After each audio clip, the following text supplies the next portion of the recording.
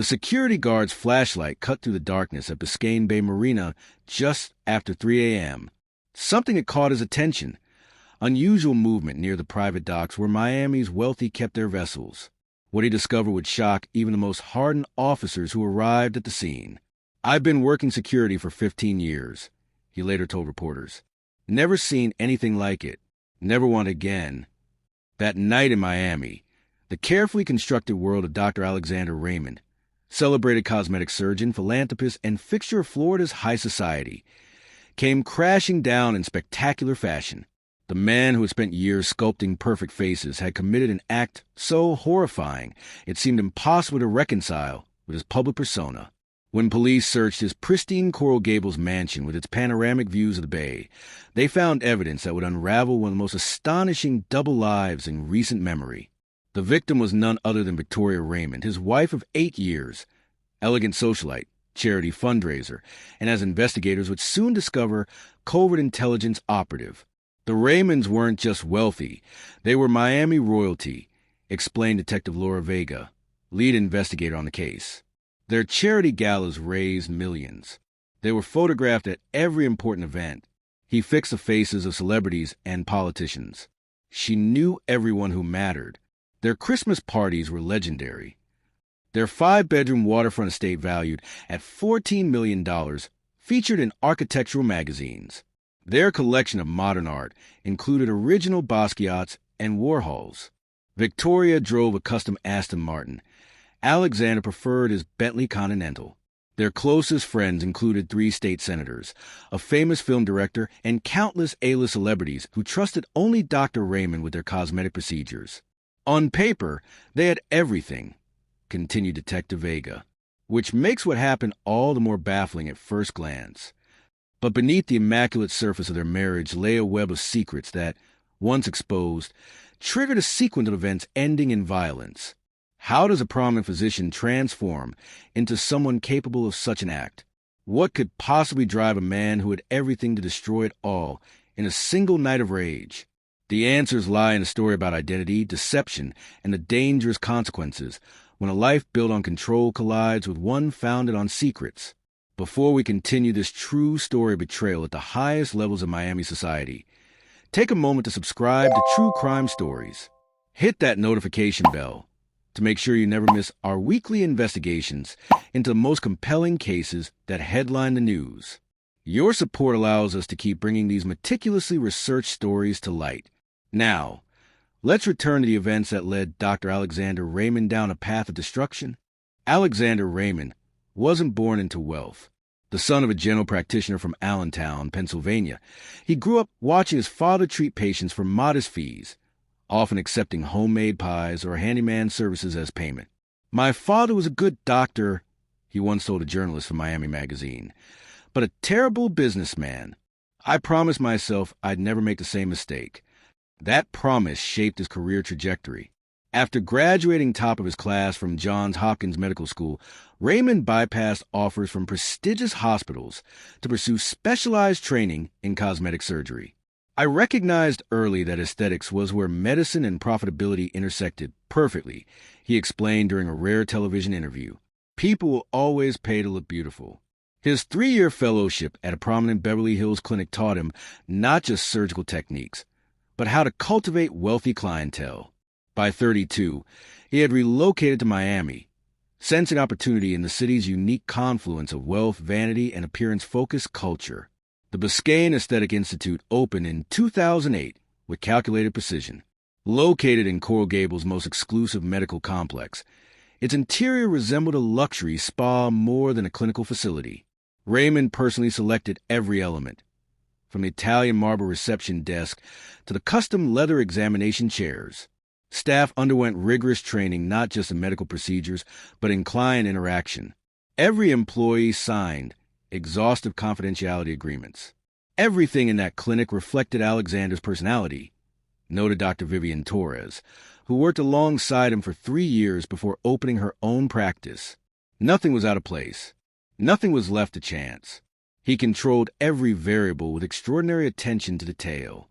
This meticulousness extended to his surgical technique.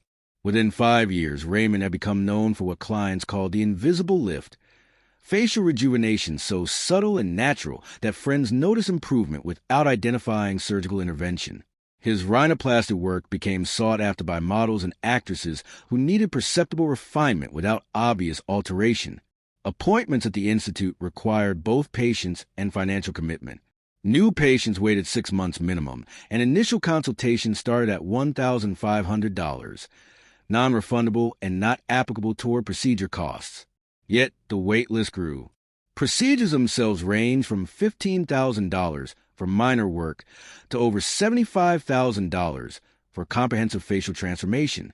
His clientele included everyone from old Miami money to international celebrities, confirmed Manuel Diaz, society columnist with South Florida Sentinel. Brazilian supermodels, European royalty, tech billionaires from California. They all came to Raymond. There were rumors he performed work on 3 Hollywood A-listers who publicly claimed they'd never had cosmetic surgery. While his surgical skills built his reputation, Raymond's perfectionism bordered on pathological. Operating room staff described working conditions that were psychologically taxing. He required absolute silence during procedures. Instruments had to be arranged in precise patterns. He fired 2 surgical assistants for minor deviations from his protocols.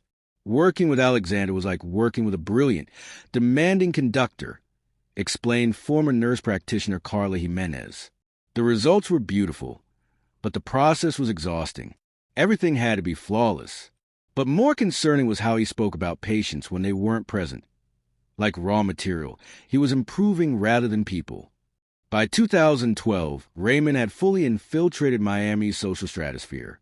His practice generated over $15 million annually. He purchased his waterfront mansion and began strategically expanding his influence through calculated philanthropy.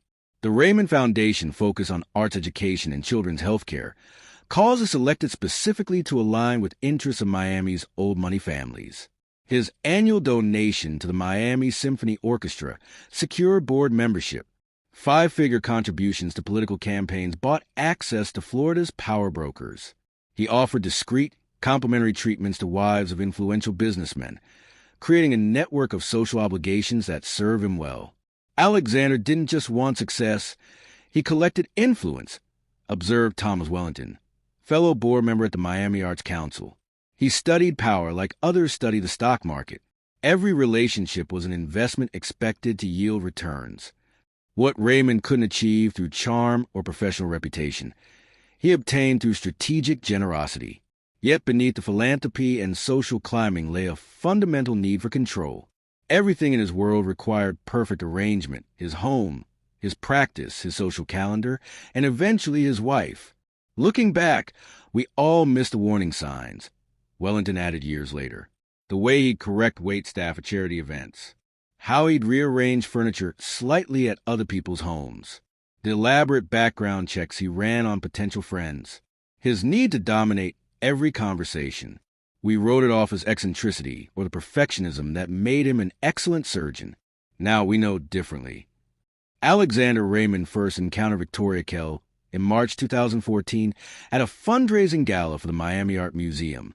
She stood alone admiring a contemporary installation, wearing a midnight blue gown that contrasted strikingly with her auburn hair.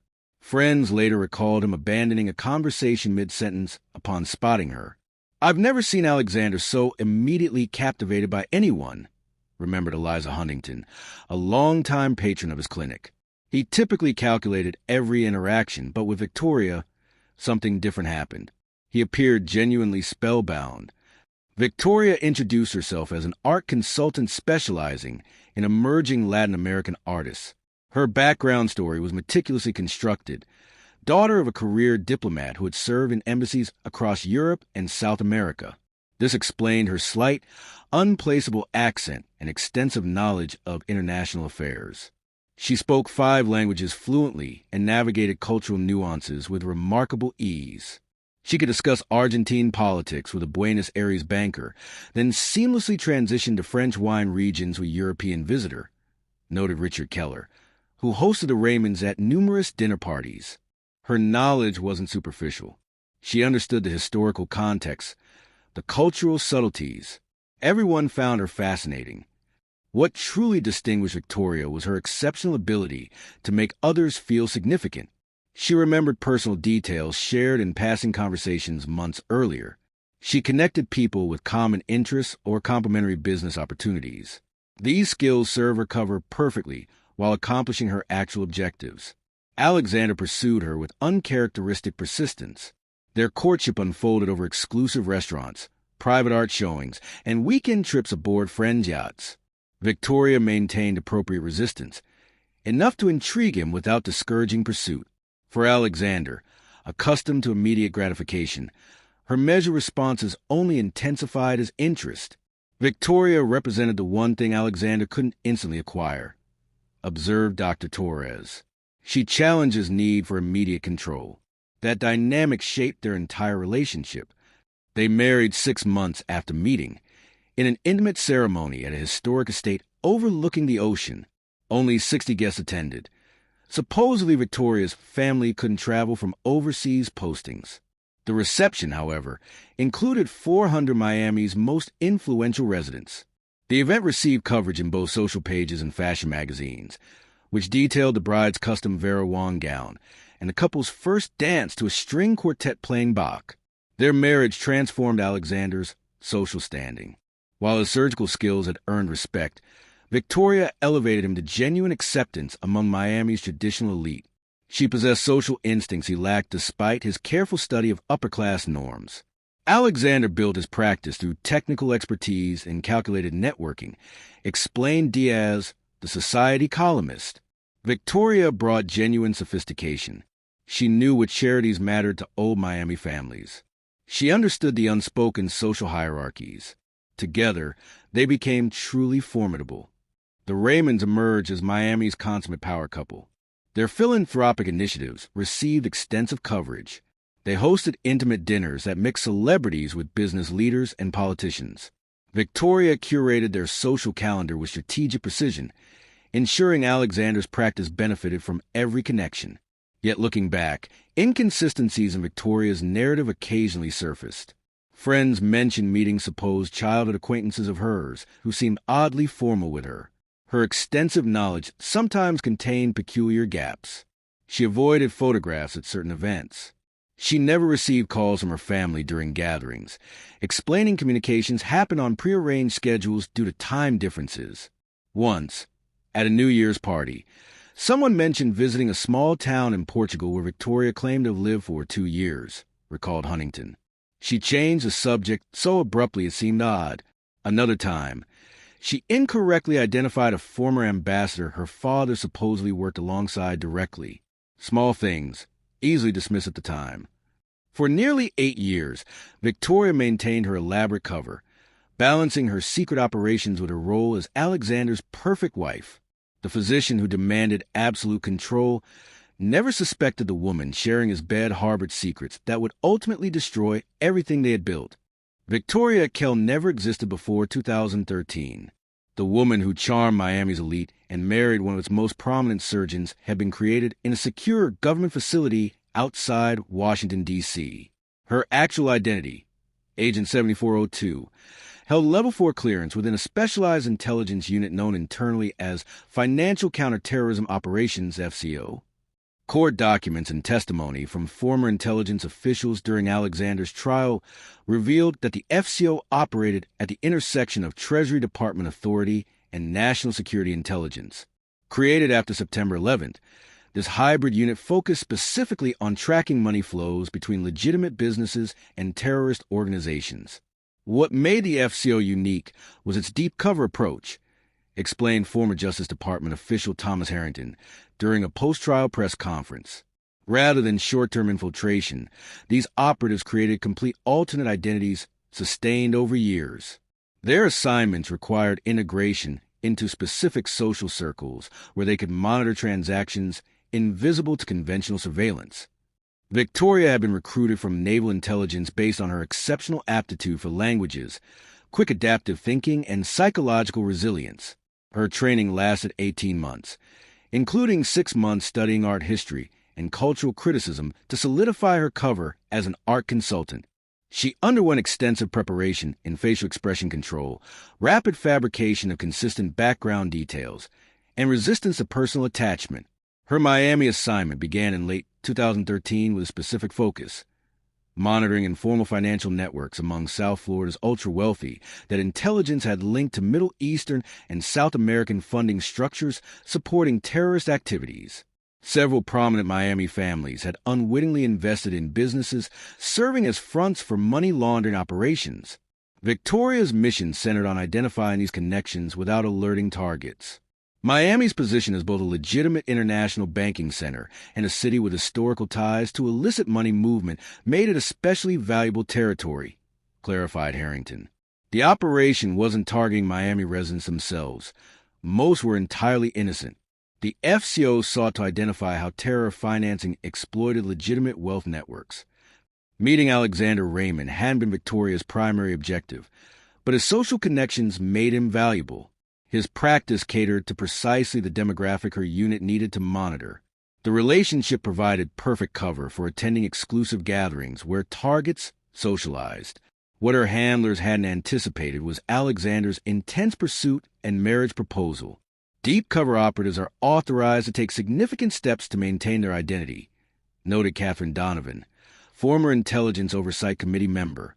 Marriage presented ethical complexities, but the intelligence value was deemed sufficient to authorize continuation under established protocols. Throughout her marriage, Victoria employed sophisticated techniques to perform her actual duties.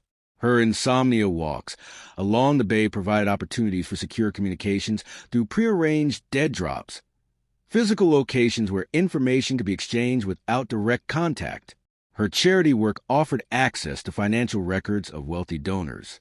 Her art consulting business provided legitimate reasons to visit homes and offices of targets, allowing her to photograph documents or plant discreet monitoring devices. Her network of supposed old-school friends who occasionally visited consisted of fellow operatives or handlers. These meetings, often conducted over lunch or shopping excursions, allowed for secure information exchange. When traveling with Alexander to international destinations, she sometimes separated briefly for operational meetings, explaining her absences as shopping trips or visits to galleries. These techniques succeeded for years because Victoria maintained rigorous operational security. She never stored incriminating information at home. She used a series of proprietary communication methods developed specifically for long-term covers. She compartmentalized her life completely, the affectionate wife and intelligence operative existing in parallel without intersection. The psychological toll of such assignments is extraordinary, Donovan explained. These operatives live a fundamental contradiction. To succeed, they must form genuine connections while maintaining emotional distance. Many develop authentic feelings for people in their cover lives while simultaneously deceiving them. According to redacted court testimony, Victoria's intelligence work produced significant results. Her information helped identify 3 major financing networks and prevented at least 2 planned terrorist operations. Her placement proved so valuable that her assignment, originally planned for 3 years, had been extended twice. What remains unclear is how Victoria herself felt about her dual life. Limited notes recovered from her secure communications suggested increasing internal conflict about her relationship with Alexander. In one partially declassified message to her handler, she wrote, "Asset relationship creates unprecedented access, but ethical complications mounting. Request guidance on reconciliation strategies." The response, now part court record, offered little help. Operational value supersedes personal considerations. Maintain cover integrity at all costs. Extraction timelines remain classified. If you've been following the story closely, you're probably wondering, did Victoria ever develop genuine feeling for Alexander, or was everything calculated? What psychological toll did living this double life take on her? Drop your thoughts in the comments below, and hit that like button if you're as fascinated by the psychology of deep cover operatives as we are. Your engagement helps our channel reach more viewers interested in these complex true crime stories. Now, let's continue with how Alexander Raymond's perfect world began unraveling with a seemingly innocent anniversary gift. For their 7th anniversary, Alexander Raymond purchased a limited edition Swiss watch for Victoria, a platinum Patek Philippe with diamond markers. What she couldn't have known was that Alexander had paid an additional $45,000 to have the timepiece modified by a former MIT engineer and professor who specialized in miniaturization technology. Embedded within the watch's mechanical components was a sophisticated GPS tracking device with battery life, measured in months rather than hours. The modification hadn't been initially motivated by suspicion. Alexander told investigators it began as a safety precaution for his frequently traveling wife. Victoria often went to gallery appointments in unfamiliar neighborhoods or met clients in warehouse districts to view large art installations, explained Detective Vega. He claimed he wanted to ensure her security. Yet private emails recovered from Alexander's computer revealed a different timeline. For approximately 18 months before the watch gift, he had documented subtle inconsistencies in Victoria's behavior.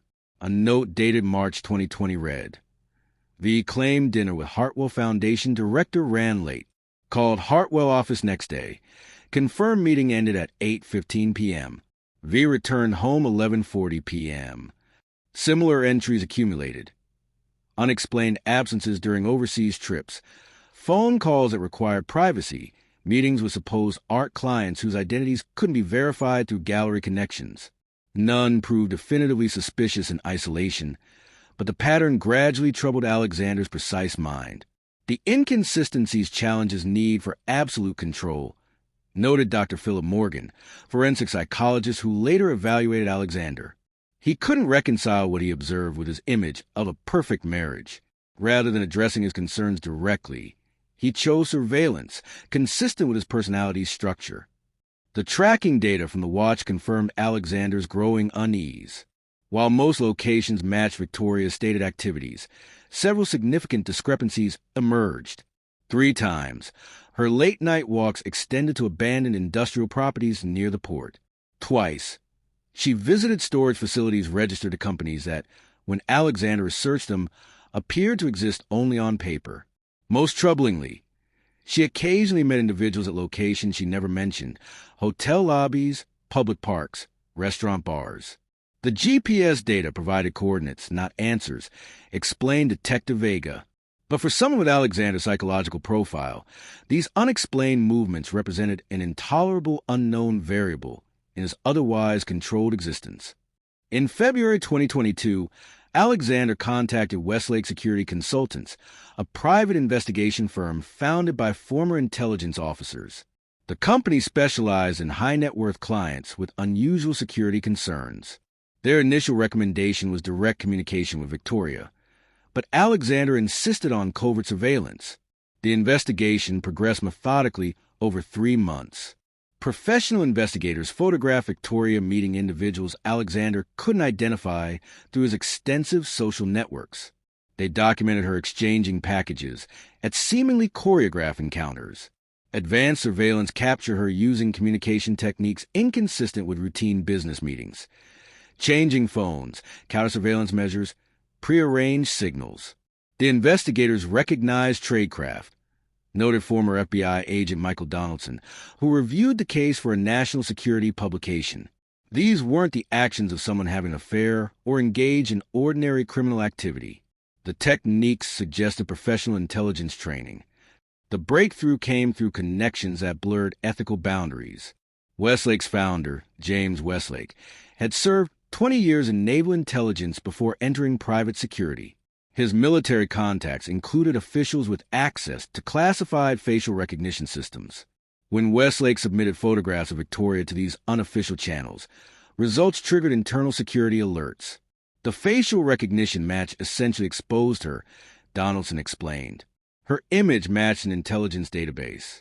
While Westlake never obtained her actual identity, his contact confirmed she was affiliated with classified government operations. This information crossed significant legal boundaries. Accessing classified systems for private clients violates federal law.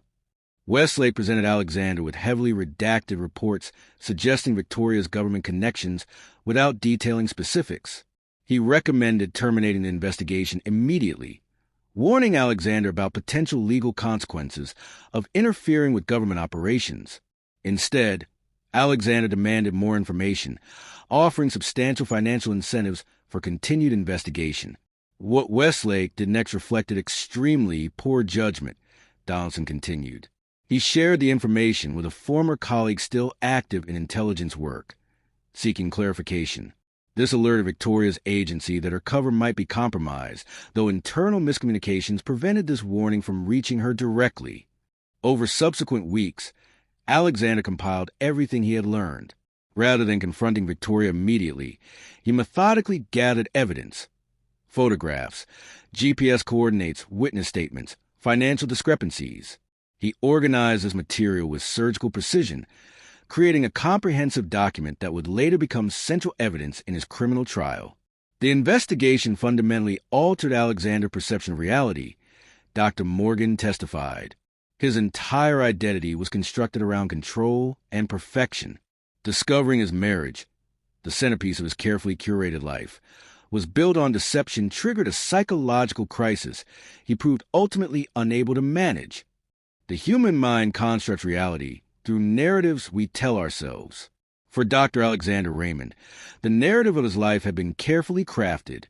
Exceptional surgeon, respected philanthropist, husband to a brilliant, beautiful woman. The investigation's findings didn't merely challenge this narrative, they obliterated it.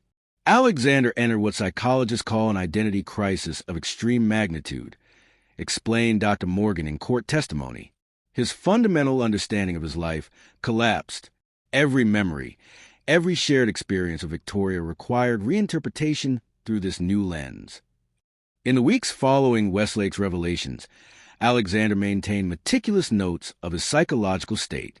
These private journals, later discovered during the criminal investigation, documented his deteriorating mental condition with clinical detachment.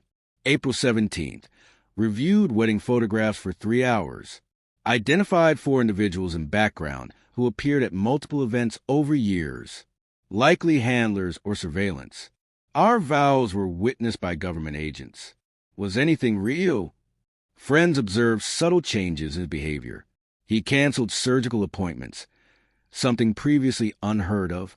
At social functions, he watched Victoria with unsettling intensity. He drank more heavily, though never to obvious intoxication. He purchased a gun, citing concerns about office security after a supposed break-in attempt. In retrospect, the signs were there, said Thomas Wellington. He asked unusually specific questions about people's backgrounds. He recorded conversations on his phone during dinner parties. Once, I noticed him photographing Victoria's passport while she was swimming, but none of it seemed connected at the time. Alexander's sense of betrayal manifested as an obsession with determining exactly what had been genuine in their relationship. He reviewed 8 years of emails, text messages, and photographs. He cataloged every unexplained absence, every unusual phone call, every inconsistent explanation. His analytical mind, trained through years of precision surgery, now dissected his marriage with cold methodology. The betrayal Alexander experienced wasn't simply marital, Dr. Morgan testified. He believed his entire identity had been weaponized against him. His status, his connections, his home, all had been abilities for Victoria's operation. This understanding demolished his sense of agency and control. Most disturbing to Alexander was the question of emotional authenticity. Had Victoria ever genuinely cared for him? Had their intimate moments held any truth? His journals returned repeatedly to this theme. Did she fake everything? Every touch, every conversation, every moment of apparent vulnerability. Was it all calculated? How does someone maintain such deception during 8 years of marriage? Rather than confronting Victoria immediately, Alexander constructed what prosecutors later called an evidence trap. He converted a rarely used home office into a war room of sorts, carefully concealing his activities. There he assembled timelines, photographs, GPS coordinates, and witness statements into a comprehensive portfolio documenting Victoria's double life. Alexander's surgical background influenced his approach. He treated the situation like preparing for a complex operation, Detective Vagan noted. His evidence collection was extraordinarily methodical, almost as if he were diagnosing a patient before intervention. The portfolio contained cross-reference documents, color-coded timelines, and detailed analyses of discrepancies. While assembling this evidence, Alexander maintained an outward appearance of normalcy with remarkable discipline. He continued attending social functions with Victoria, smiling appropriately for photographs. He discussed future travel plans. He even approved renovations to their pool area, signing contract for work scheduled to begin the month after he would ultimately commit his crime. The disconnect between Alexander's internal state and external presentation represents a psychological compartmentalization typically seen in individuals planning premeditated acts, explained Dr. Morgan. He separated his public persona completely from his private planning. This division allowed him to function while harboring intentions that contradicted his established character. As months passed, Alexander's journals revealed escalating distress beneath his controlled exterior. Initial entries maintained clinical distance, but later pages showed deteriorating handwriting and increasingly emotional language. The final entry, written 3 days before the confrontation, simply read, "I built my life around a ghost. Everything I believed was false. What remains when the foundation crumbles? Only the truth matters now." Perhaps most telling was Alexander's behavior toward his wife during this period. While maintaining their social schedule, he initiated no physical intimacy. He photographed her belongings when she wasn't home. He installed additional security cameras throughout their residence. When questioned by Victoria about his emotional distance, he attributed it to stress from a malpractice lawsuit, a case that investigators later confirmed didn't exist. Alexander's preparation for a confrontation took on ritualistic qualities, Dr. Morgan testified. He selected their anniversary specifically, believing it represented the pinnacle of deception. He chose their dining room rather than a restaurant to ensure privacy. He even selected the wine Victoria particularly enjoyed, a final symbolic gesture before destroying the relationship. Have you ever experienced betrayal that made you question everything you thought was real? What would you do if you discovered someone close to you had been living a completely different life than the one they presented? Share your thoughts in the comments below about how you might react to such a profound deception. Your responses help us understand different perspectives on this complex psychological situation. Now, let's move to the fateful night when Alexander finally confronted Victoria with everything he had discovered. May 15th, 2022 marked the Raymond's 8th anniversary. Alexander spent the day performing 3 routine procedures at his clinic, maintaining his usual precise demeanor. Staff later reported nothing unusual in his behavior. He corrected a nurse's instrument arrangement, discussed a patient's expectations at length, and departed at his regular time. At home, preparations of their anniversary dinner proceeded with calculated precision. Alexander had dismissed their household staff for the evening, citing a desire for privacy. He personally selected the table settings: Cristofal silverware, Bernardin china in cobalt blue, Victoria's preferred color, and Waterford crystal glasses. Fresh-cut white roses from their garden formed an elaborate centerpiece. The dining room overlooked Biscayne Bay through floor-to-ceiling windows. Alexander positioned Victoria's chair to face his view, while his seat back to it, a deliberate arrangement ensuring he could observe her reactions uninterrupted by the backdrop. A bottle of 1982 Chateau Margaux, her favorite vintage, breathed on the sideboard. Beneath it sat a leather portfolio where anniversary gifts would typically be displayed. The scene was meticulously arranged, described Detective Vega. Everything placed with surgical precision. The lighting adjusted to specific levels. Music pre-programmed. Classical selections Victoria particularly enjoyed. The setting itself represented a final performance of their marriage. Victoria arrived home at 6:47 p.m., according to security footage. She changed into a black dress Alexander had purchased for her the previous month. At dinner, their conversation began with mundane topics: a charity auction, plans for summer travel, a potential art acquisition. Alexander maintained the facade while serving each course he had catered and stored earlier. At precisely 8:30 p.m., following the main course, Alexander retrieved a leather portfolio. "I have something special for our anniversary," he told her, according to his later statement. Rather than jewelry or artwork, he placed before her photographs of her meetings with unidentified contacts, GPS coordinates from her watch. transcripts of conversations recorded without her knowledge, a comprehensive dossier of her covert activities spanning their 8-year marriage. "I know who you are," he said simply. "Or rather, who you aren't." Victoria's initial response revealed her professional training. She maintained composure, asking calmly what he believed he had discovered. When Alexander presented facial recognition evidence linking her to government intelligence, her demeanor shifted subtly. According to Alexander's testimony, she assessed the situation with remarkable speed, calculating that denial would prove futile given the comprehensive evidence. "You've been thorough," she acknowledged, sipping her wine. "More than most would be capable of." What followed was a partial confession. Victoria confirmed her government affiliation without specifics. She explained her assignment involved monitoring financial activities potentially linked to terrorism financing, not targeting Alexander personally. She insisted certain elements of their relationship remained genuine despite the circumstances of their meeting. "My feelings for you evolved beyond my assignment," she told him, according to his testimony. "The operation provided initial context, but what developed between us became real for me." Alexander's psychological response proved catastrophic. Throughout her explanation, he maintained outward calm while experiencing what Dr. Morgan later characterized as acute psychological disintegration. The foundations of his identity, his control, his judgment, his carefully constructed reality, collapsed entirely. For someone with Alexander's psychological structure, this represented the ultimate narcissistic injury, Dr. Morgan testified. His entire self-concept centered on being exceptional, perceptive, and in control. Victoria's deception shattered these beliefs, triggering a profound break from his established personality.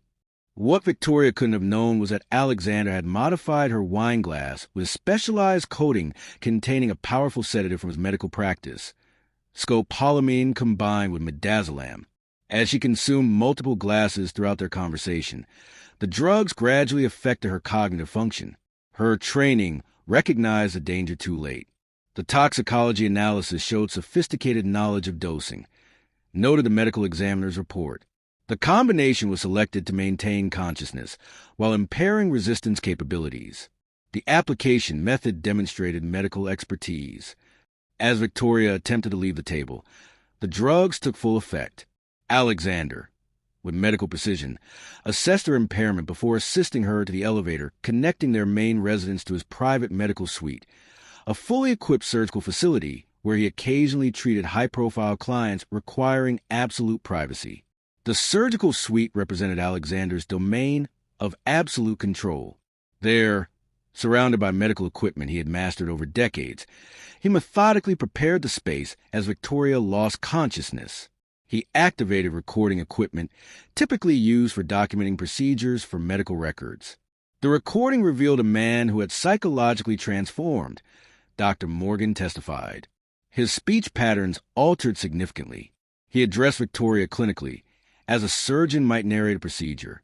His normal effect disappeared entirely, replaced by detached analytical commentary. What happened next in that surgical suite was documented in explicit detail through Alexander's own recording system.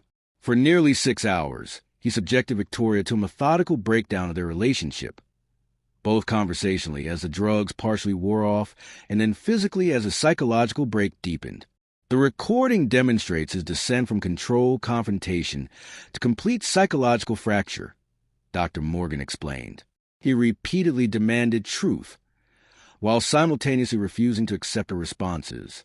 He recounted their history chronologically, challenging each significant moment as either genuine or manufactured. At 4:17 a.m., the recording ended. Alexander, operating with the technical precision that had defined his surgical career, but now untethered from moral constraint, completed his final act of destruction against the woman he had once considered the centerpiece of his perfect life. Jose Mendez had worked security at Biscayne Bay Marina for 11 years. His routine rarely varied, checking boat slips, monitoring surveillance cameras, and conducting hourly perimeter walks. At 3:22 a.m. on May 16th, his flashlight caught movement near the private docks reserved for luxury vessels. "I saw someone struggling with something heavy near Dr. Raymond's boat slip," Mendez testified later. When I called out, he looked directly at me, then abandoned what he was doing and ran toward the parking area. What Mendez discovered prompted an immediate call to Miami-Dade police. Officers arrived within minutes, securing the scene as Detective Laura Vega was summoned from home. The marina's security cameras had captured clear images of Alexander Raymond attempting to load weighted bags onto his 38-foot Hinckley. We initiated standard missing persons protocols, Detective Vega explained. Officers were dispatched to the Raymond residence while we processed the marina scene. Given the suspicious circumstances and Mr. Raymond's prominence, we escalated the response immediately. At the Raymond mansion, responding officers found Alexander in his home office, calmly reviewing patient files. He expressed surprise at their arrival, claiming Victoria had left for an early art acquisition meeting in Palm Beach. The residence showed no obvious signs of disturbance. However, a sweep of the property revealed trace evidence in the elevator connecting the main house to Alexander's private medical suite. The surgical suite had been meticulously cleaned, noted forensic technician Robert Jimenez. But luminol revealed blood evidence despite extensive efforts to sanitize the space. The drainage systems contained additional biological material. The level of cleanup indicated professional knowledge of evidence elimination techniques. When confronted with evidence from marina and medical suite, Alexander requested his attorney before making further statements. A judge quickly approved search warrants for all Raymond properties, vehicles, and his medical practice. Within hours, investigators had assembled enough evidence to charge Alexander with first-degree murder despite the absence of Victoria's complete remains. The case took an unexpected turn when Detective Vega received a phone call from federal authorities just 6 hours into the investigation. A man identifying himself as federal agent declined to provide his division or full name, she recounted. He indicated only that the victim might have connections to matters of national security and requested all evidence be immediately transferred to federal jurisdiction. This began a complex jurisdictional battle that complicated the investigation for days. Miami-Dade authorities resisted federal attempts to assume control, while multiple agencies, including FBI, Homeland Security, and unnamed intelligence divisions, attempted to access evidence without providing clear justification. We had conflicting federal authorities making competing claims, explained State Attorney William Hernandez. Some insisted the case involved national security. Others denied any federal interest. The inconsistency itself suggested classified complications. 3 days into the investigation, after significant political pressure, federal officials finally provided limited clarification. Victoria Raymond was confirmed as an undercover operative with a specialized financial intelligence unit. She had been monitoring terrorist financing networks operating through Miami's wealthy international community. Her actual identity remained classified, but her status as a government agent was confirmed through proper channels. The federal disclosure raised as many questions as it answered, noted Detective Vega. They acknowledged her status, but refused to share operational details critical to our investigation. We couldn't properly establish timeline, motive, or context without understanding her actual activities. Court records later revealed that Victoria's intelligence unit had lost contact with her approximately 72 hours before her death. Internal protocols had flagged her as potentially compromised when a security alert triggered following Westlake's unofficial identity check months earlier. However, interagency communication failures prevented proper warning from reaching Victoria directly. The investigation revealed troubling gaps in intelligence community safeguards, testified Catherine Donovan during closed congressional hearings months later. Victoria's handlers monitored the situation after potential compromise, but hesitated intervening directly. They feared revealing her status might jeopardize ongoing operations if the security breach proved limited. As Alexander awaited trial, evidence recovered from Victoria's secure communication channels revealed additional concerns. Alexander had discovered not just her identity, but operational details involving active investigations across multiple countries. Notes found in his home office contained names, locations, and financial networks connected to ongoing terrorism financing investigations. The compromised intelligence extended far beyond Victoria's cover. Donovan's testimony continued. Raymond had identified surveillance methods, communication protocols, and operational techniques that required immediate global adjustments to protect other field operatives. Perhaps most troubling were indications that Alexander had attempted to contact individuals under Victoria's surveillance before his arrest. Phone records showed calls to 2 financial executives whom Victoria had been monitoring. Though these calls went unanswered, they demonstrated his intent to potentially expose broader operations. The case illustrated a fundamental vulnerability in deep cover operations, concluded Donovan. When personal relationships become operationally necessary, the potential for catastrophic compromise extends beyond the individual agent to entire networks. Victoria's death represented not just a personal tragedy, but a systemic intelligence failure with international implications. The trial of Dr. Alexander Raymond dominated media coverage for months. News vans established permanent positions outside the Miami-Dade courthouse. National networks produced special segments examining the intersection of marriage, espionage, and psychological breakdown. Court sessions reached capacity daily, with spectators lining up before dawn to secure seats. This case captivated public attention because it contained elements that seemed fictional, noted legal analyst Maria Vasquez. A prominent surgeon, a secret agent wife, wealth, deception, and tragedy. The story challenged our assumptions about how well we truly know those closest to us. Alexander's defense team, led by high-profile attorney James Blackwell, constructed a case around temporary insanity. They argued that learning his 8-year marriage was predicated on government deception had triggered an acute psychological break from reality.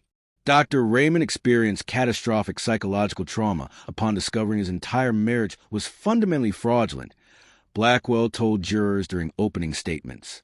His mental state deteriorated rapidly as he realized his home, his relationships, even his most intimate moments had been potentially weaponized for government purposes. The defense called multiple psychological experts who testified about identity dissolution trauma and reality fracture syndrome, conditions not formally recognized in diagnostic manuals but presented as extensions of established psychological principles. They portrayed Alexander as a victim whose precise, controlled personality made him particularly vulnerable to the specific form of betrayal. Prosecutors faced extraordinary challenges. Much of Victoria's actual work remained classified, limiting their ability to present complete context when they attempted to introduce evidence about Alexander's methodical planning. Defense attorneys countered that these actions demonstrate his deteriorating mental state rather than calculated intent. The prosecution navigated unprecedented constraints, explained State Attorney Hernandez. We couldn't fully explain the victim's activities without compromising national security. Yet, without that context, jurors couldn't fully understand the relationship dynamics that preceded the crime. After 6 weeks of testimony, including 3 days of Alexander himself on the stand, the jury deliberated for 27 hours. They rejected the temporary insanity defense, finding Alexander guilty of first-degree murder. The judge sentenced him to life imprisonment without possibility of parole, noting the exceptional calculation evident in both the crime and subsequent attempted concealment. During sentencing, Alexander remained expressionless as Victoria's supervisor, identified only as Officer 12 and testifying from behind a privacy screen, provided the trial's most poignant moment. Agent 7402 served her country with extraordinary commitment. She accepted profound personal sacrifices in service to protecting others.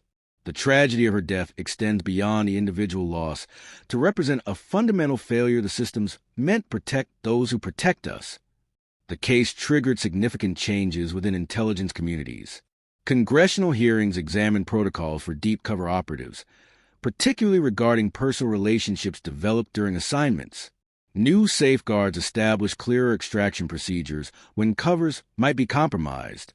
Improved interagency communication systems were implemented to prevent the coordination failures that had contributed to Victoria's death. For Miami's social circles, the case prompted uncomfortable reflection. People who had welcomed the Raymonds into their homes questioned their ability to discern authenticity in their relationships.